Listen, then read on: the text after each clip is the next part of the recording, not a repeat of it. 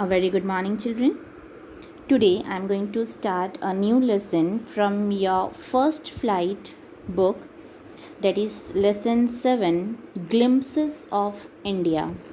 You can see over here this chapter is divided in 3 parts. Okay, so we will be dealing the first part today, that is A Baker from Goa by Lucio Rodriguez.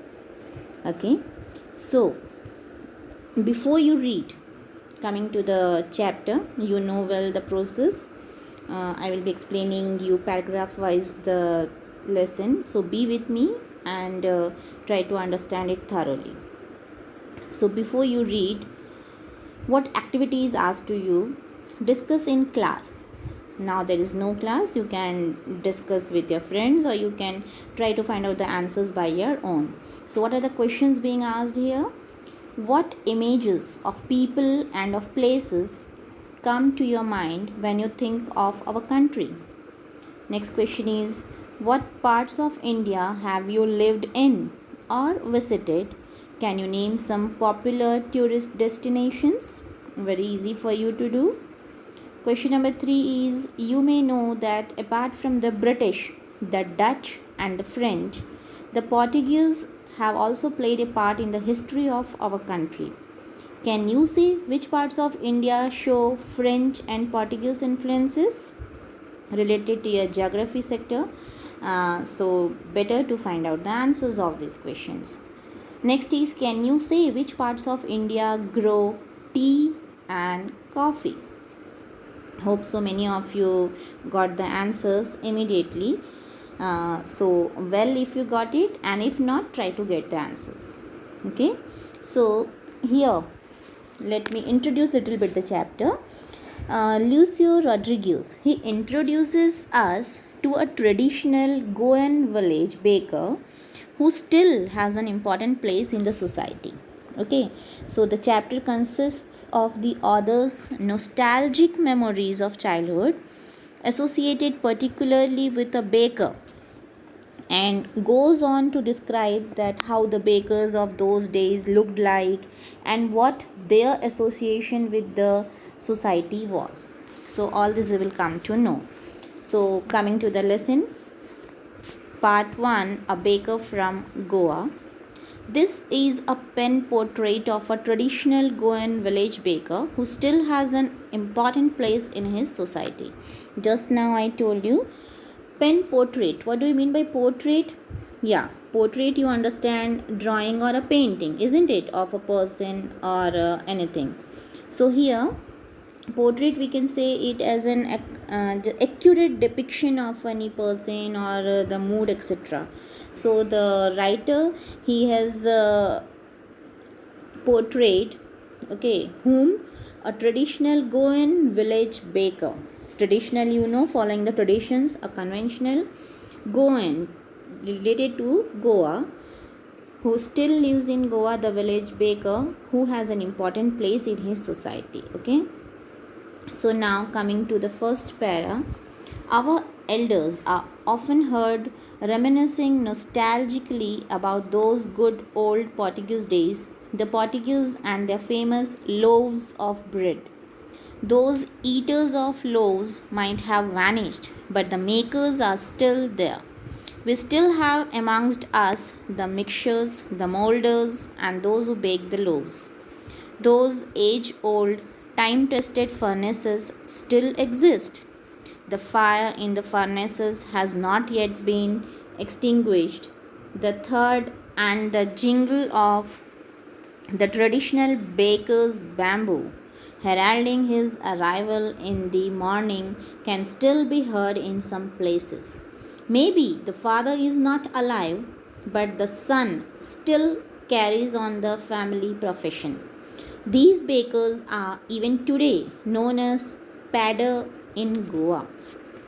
So what we came to know from this first para, the writer here wants to tell us that our elders, means those who were our elders, okay, he's taking us to little past, they would be often heard reminiscing nostalgically. You can see the meaning given there beside, children. Reminiscing nostalgically means thinking fondly of the past, remembering the past. Okay, so they are often heard when they remember the past about those good old Portuguese days. Means when the Portuguese used to stay here in our country, our elders, okay, when they had seen them, they were with them, so they remember those past days. The Portuguese and their famous loaves of bread. For what purpose these Portuguese were famous for? For their loaves of bread. Loaves means the pieces of bread.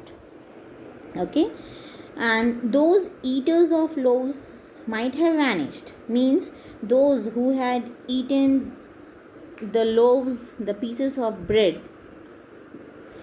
during the Portuguese time, okay, they might have vanished. Those who have eaten maybe vanished, means they have disappeared, but the makers of those loaves of bread are still present there. Okay, we still have amongst us, means now also the makers of the loaves are present, they are amongst us. They are the mixtures means just to prepare the dough of that bread. Okay, so they have to mix that. Then the molders, that dough is to be put into the molders, okay, which will give it the shape. And those who bake the loaves, okay, then at last the process comes of baking that pieces. So these people are still amongst us, found in Goa. Those age old time tested furnaces still exist. Furnaces means the ovens. Okay, so breads are basically prepared in the ovens. So those age old time means the time when the Portuguese used to prepare these loaves of bread. Those furnaces, those ovens still exist there in that place. The fire in the furnaces are not yet been extinguished. Extinguished means put out. Okay, so it has not yet been put out, it still burns. And the thud and the jingle of the traditional baker's bamboo heralding his arrival in the morning can still be heard in some places. Means the jingle, the thud and the jingle means these are the sounds of the thing. Okay, like musical sound of something, of the traditional baker's bamboo. So from where this sounds was produced? From the baker's bamboo. Okay, and heralding means holding the bamboo stick in the hand, the baker, when he arrives, okay, it announces his arrival in the morning time. It can still be heard in some places still now. The baker, he holds the bamboo, and when he comes to sell the loaves of bread, it could be still heard in some places. Maybe the father is not alive, means the ancestors who used to prepare those loaves of breads, they may not be alive now, but the son still carries on the family profession.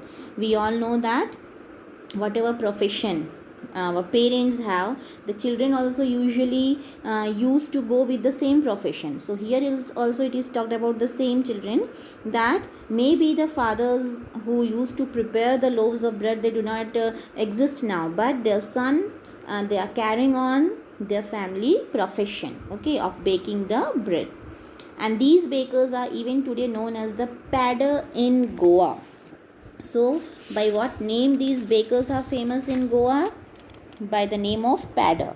Okay, padder, it is in Portuguese language this word was used. So still they are known by this name. During our childhood in Goa, the baker used to be our friend, companion and guide.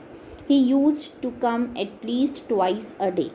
Once when he set out in the morning on his selling round, and then again when he returned after emptying his huge basket. The jingling thud of his bamboo woke us up from sleep, and we ran to meet and greet him. Why was it so? Was it for the love of the loaf? Not at all. The loaves were bought by some Paskin or Bastin, the maid servant of the house. What we longed for were those bread bangles which we chose carefully.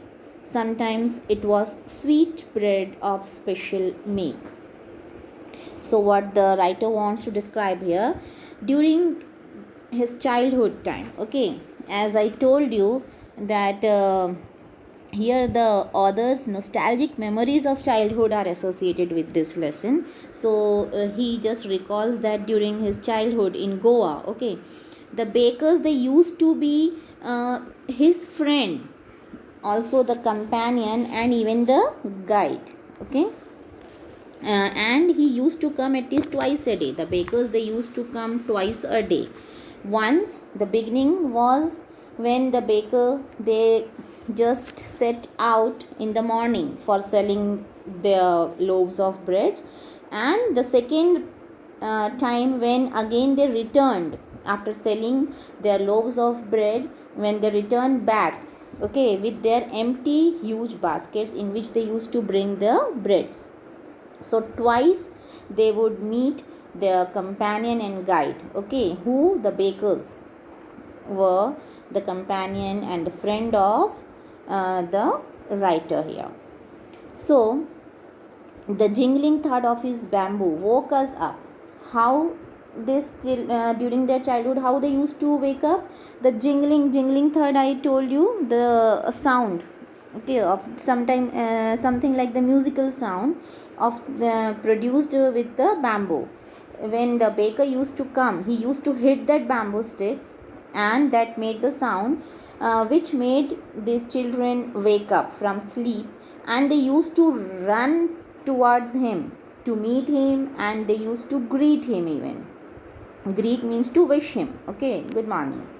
Why was it so? Why it happened with them? Was it for the love of the loaf? So the writer is asking whether it was only that they loved the eating the piece of bread, or was it something else? Not at all. It was not the love of the loaf. Okay, the loaves were bought by some Paskin or Bastin. Paskin or Bastin are referred here to the maid servants, okay. So these, they were bought by the maid servants of those house.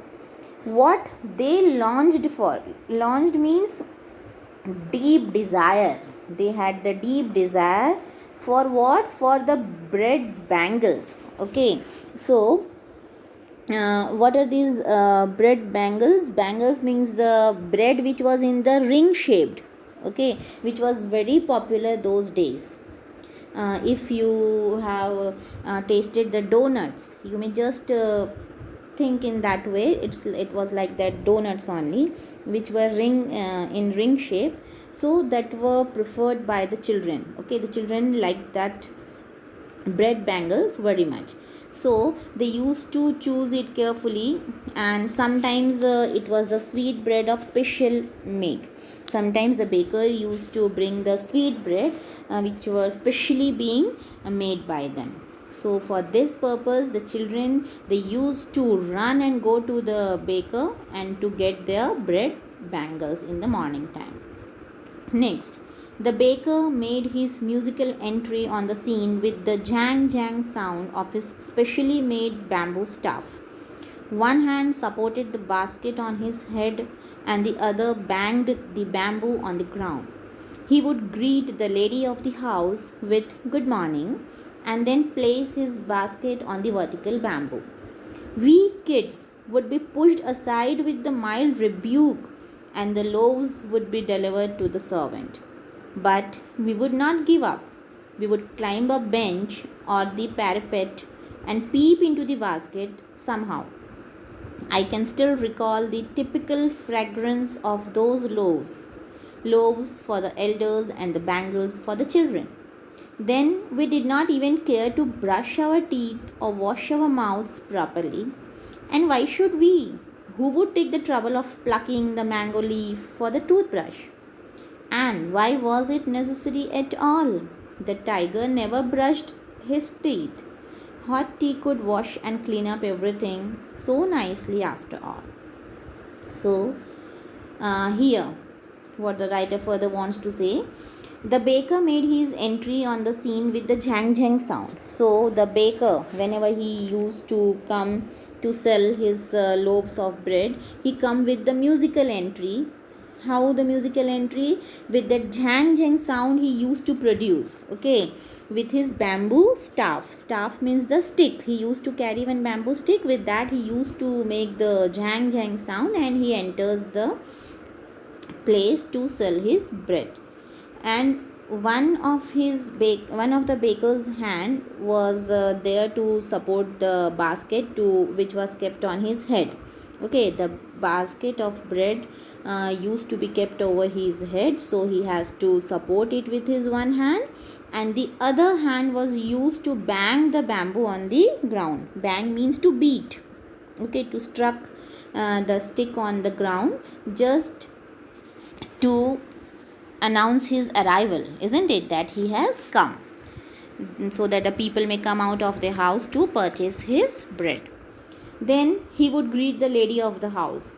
He would wish the lady good morning, and then the baker would place his basket on that vertical bamboo.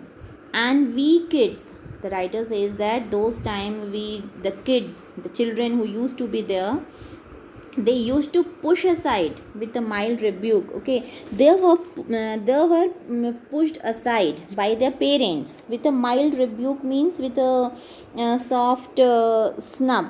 Okay, that they should not come in between. When the ladies used to go, the children used to disturb them by coming running towards them, and that's why the kids, they were pushed aside.